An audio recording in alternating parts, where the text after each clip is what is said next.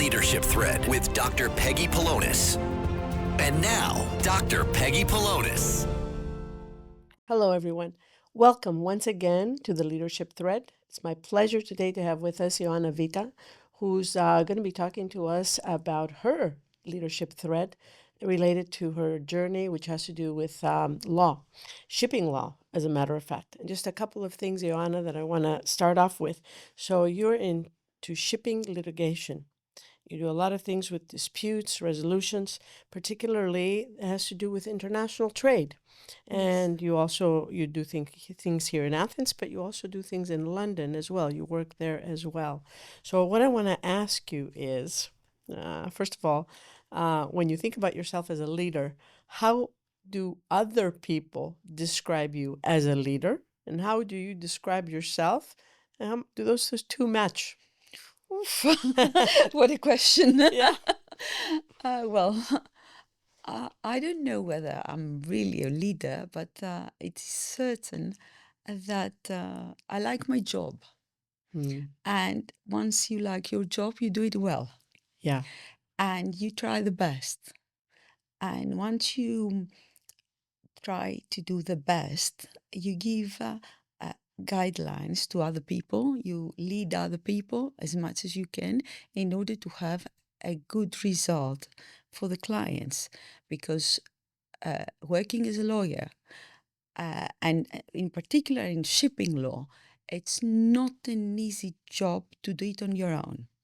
You have to have a team because there are lots of things happening when there's a shipping litigation matter. A lot of money at stake, which is not yours. It's of any ship owner. And because the shipping litigation work involves a lot of cases which are very complicated, you need to have a team. So in order to have a good relation within the team, and in order to have a good result, you have to have a good relation within the team. So you need What does a to good give relationship mean? You mean trust? trust, meaning meaning trust, meaning inspiring the people to do a good job. Yeah. And give 100% of their capability into giving a good result. So if that is called leadership, then I could be said that I'm a leader. But at the end of the day, is that doing a good job for any client who is at risk, who needs your services, and whose money are at stake. Yeah. So you use the word inspiring, which is very Yes. important because, you could have said, I don't know, something like guiding. You could have said, telling people what to do, but you said inspiring. And so what inspired you as you were growing up? Who inspired you? How did that become part of your mindset to work that way with a team?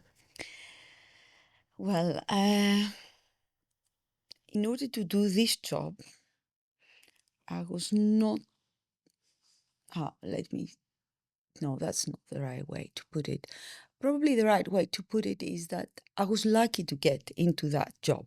Very, very lucky. Because I wanted to do a job which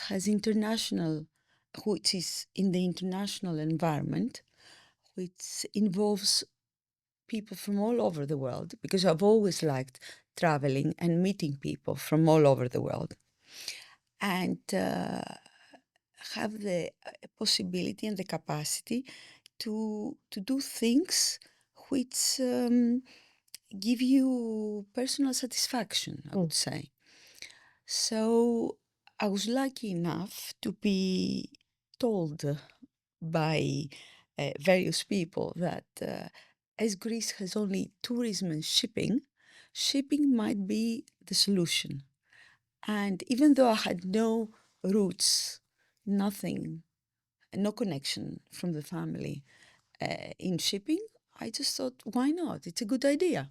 Talk about breaking ground. And really, now, did you have to, because also as a woman in the shipping industry, did you feel that you have to negotiate your space as a woman in leadership? Yes.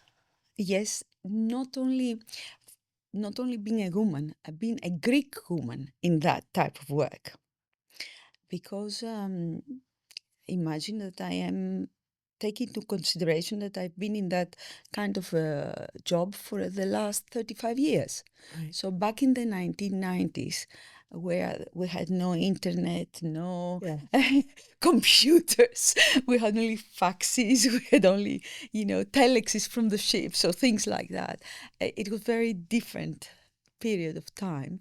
And at those days, it was much more difficult Yeah. for a woman to be trusted in that type of job. Um, what I can say is that I studied law accidentally again. I wanted to become a diplomat, but Mr. Rukunas, who is a very famous international public law professor, said to me, the only thing you can do being a diplomat, one thing you need to do is just to get married to a painter and go all over the world.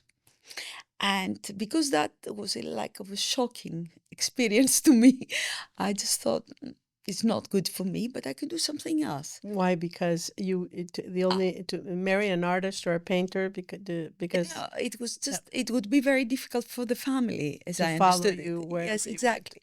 And because I come from a family where I had my mother, my father, my brother, we were just a typical family, Greek family. I just wanted to have a similar um, life, let's say.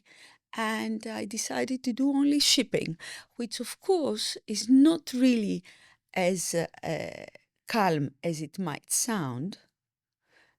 It is very challenging. It's very interesting. Every day is different.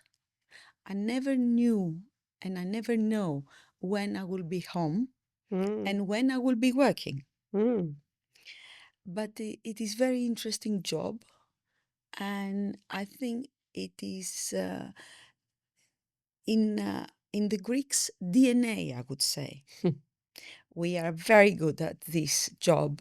yeah. I think all the Greeks. Yeah.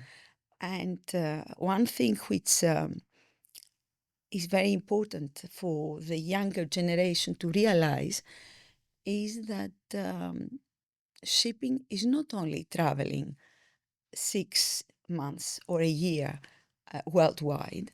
It's a number of things that they can be involved.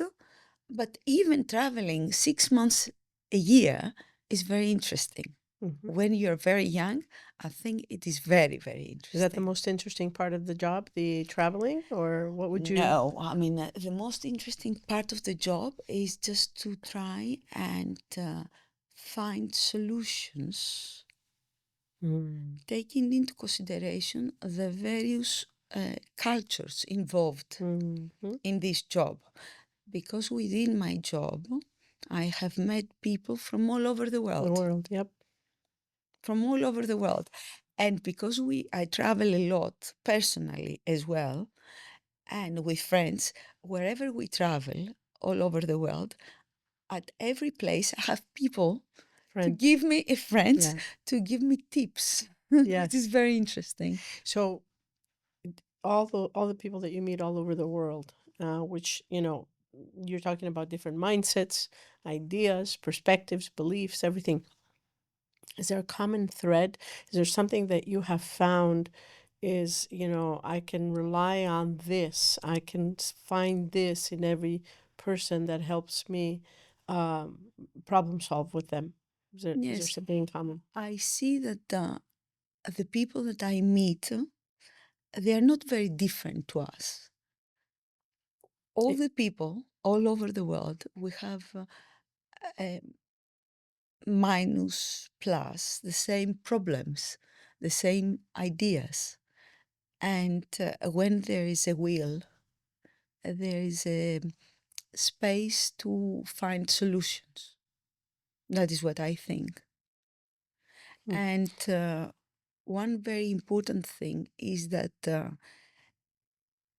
people need to realize that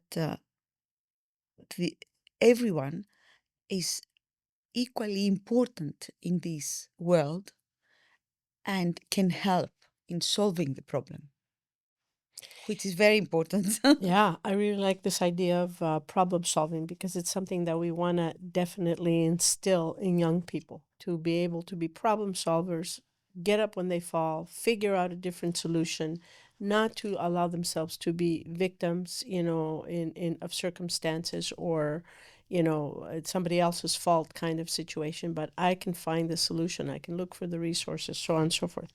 If we unravel your thread and go back all the way through the labyrinth of life to childhood, how did you what created the conditions in your family life, in the family atmosphere, for you to be a problem solver?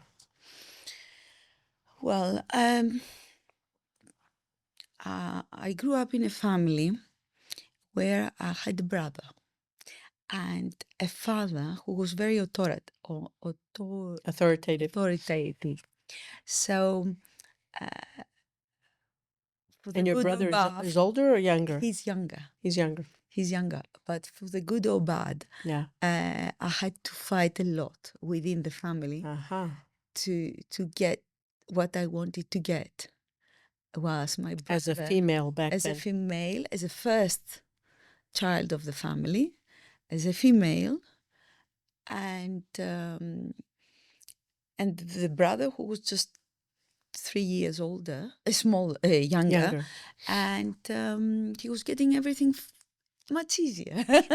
So I was the one who had to to lead in order Yeah. to get everything ready, and that's why I had to find ways, and I had to be flexible and fight for everything I So had to you do. learned not to give up, to persist, Yes, to figure it out, right? Otherwise, you're not going to get what you want. yes, And at the same time, you were the oldest of two siblings, the second being a boy, a male. yeah.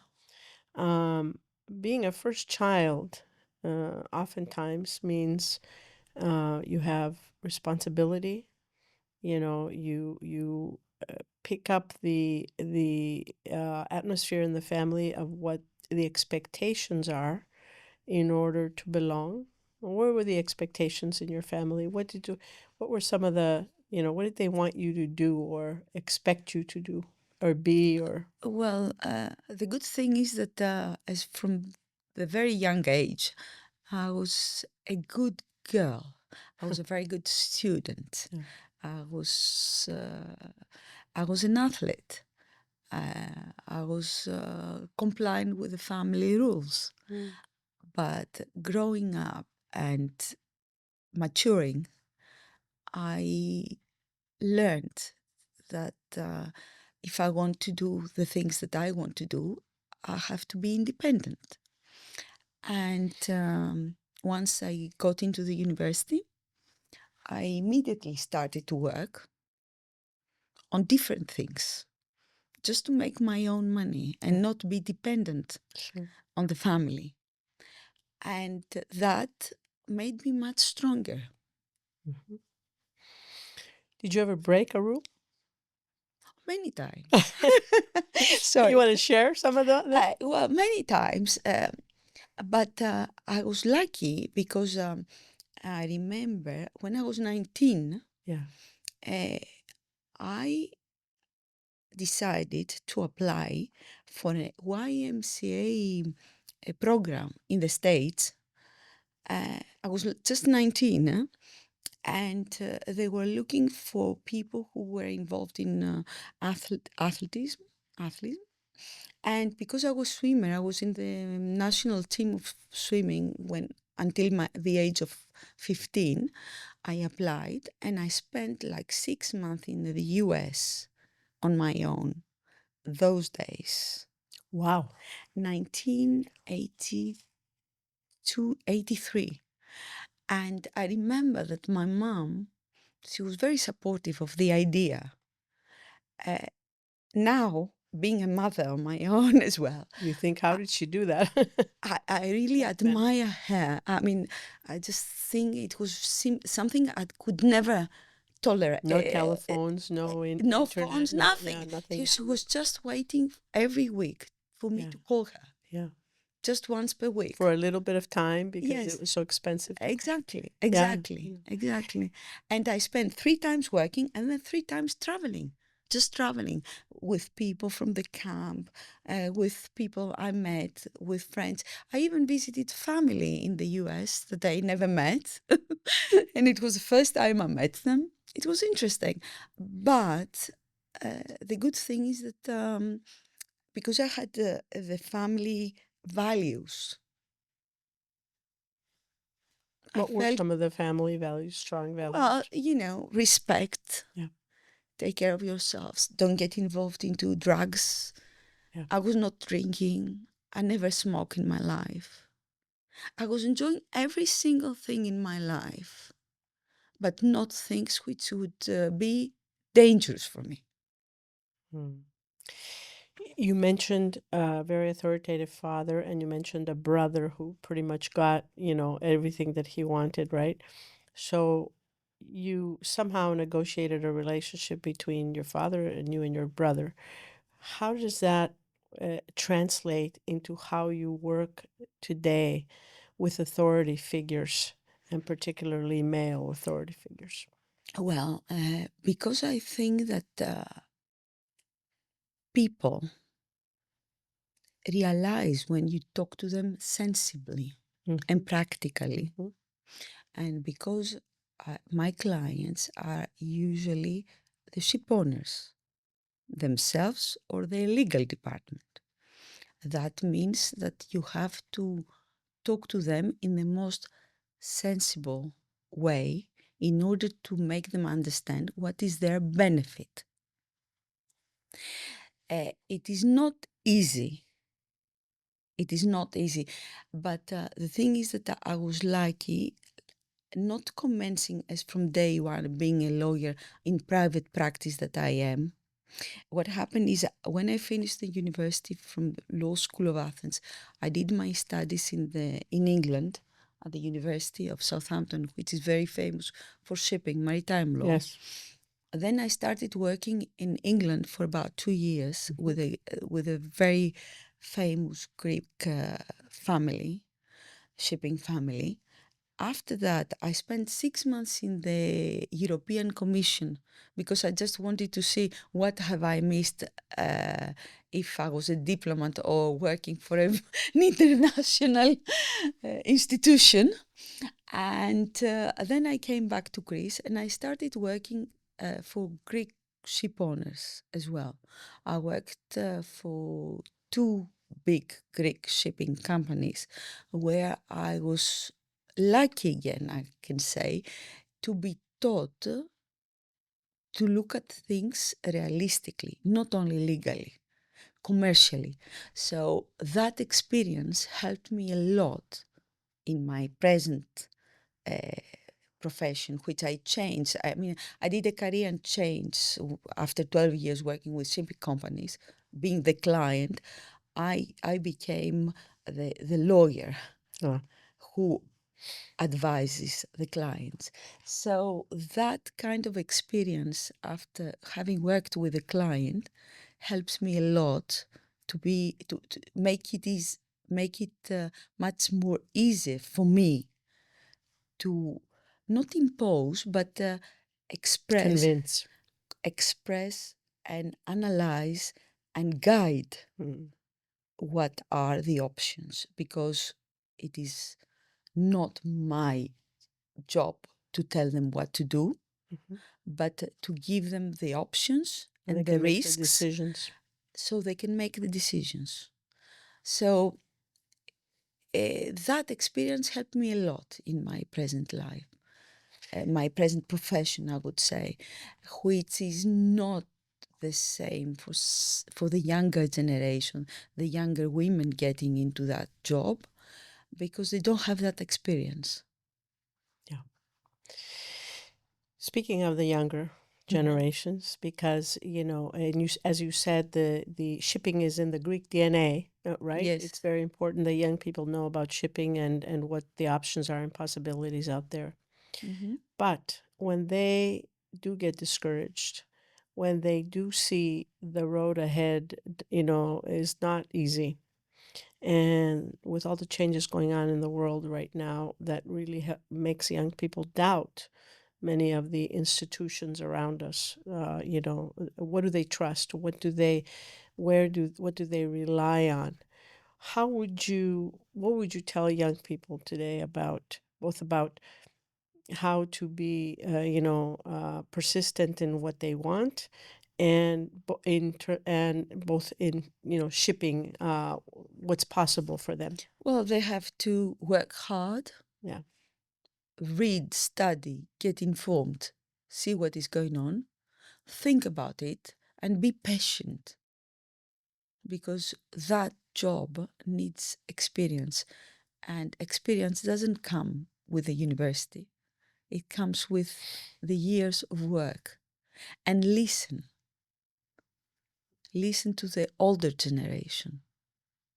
The older generation, as I am, uh, is we are slower with AI or with laptops, or all the technology. But I think we've got solid knowledge and more common sense than the younger generation, which unfortunately I think relies more in the technology. and the self. Exactly. And it's not enough. It's not enough. And just think much more slowly what is happening and have a general idea of what is necessary to do. Don't take quick decisions. Don't change jobs all the time. Mm, Just try and have a circle of knowledge and then take the next step. yeah. I think one of the things that you mentioned that's very, very important is the idea of patience, which you're right. Young people want things quickly, and they learn from, the technology, that they can have everything at the tip of their fingers right there.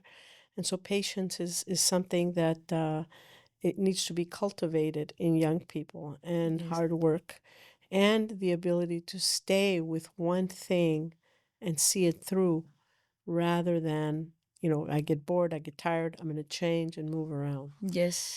I think you're absolutely right. The older generation has much to offer to the younger generation. And if we could bridge that gap and listen to each other, young people are going to be much more successful in what they're doing. Although you see young people extremely successful today using AI and all these other tools. So it's kind of a, catch Yeah. 22 in both ways. Yes. Well, I think younger generation is very bright. It has a lot of potentials, but it needs some more patience Yeah. to to have a general idea of what is going on and go and think carefully before they just apply the technology. Yeah. That's all. Definitely continuous learning, reading Yes. every day, knowing what's going on in the world. Exactly. But most importantly, what I take away from our conversation today is your persistence, fighting through against the odds, against with the authorities figures that at the time were the decision makers in your life, and getting through that glass ceiling, being able to make your own decisions today. Yes. It's very And important. Yes. yeah, But I never regretted what the route that I took, and I'm very happy that I decided to do this job, even though at the time that I started doing shipping, there were not many women. no, I'm sure there were not. There were not many women, and I am oldest ones in this particular type of job, being a partner at English law firms, it's very difficult to be accepted within, the English law firms where the culture is totally different. Yeah. But it works. You did it. And definitely you've accomplished a lot. And certainly I would want you on my side in any, litigation situation. Ioanna Vitta, thank you so much for joining us today in the Leadership Thread and sharing your story with us. Thank you very much. And that concludes another episode of the Leadership Thread, unraveling that thread in childhood and seeing how it connects to our leadership style today.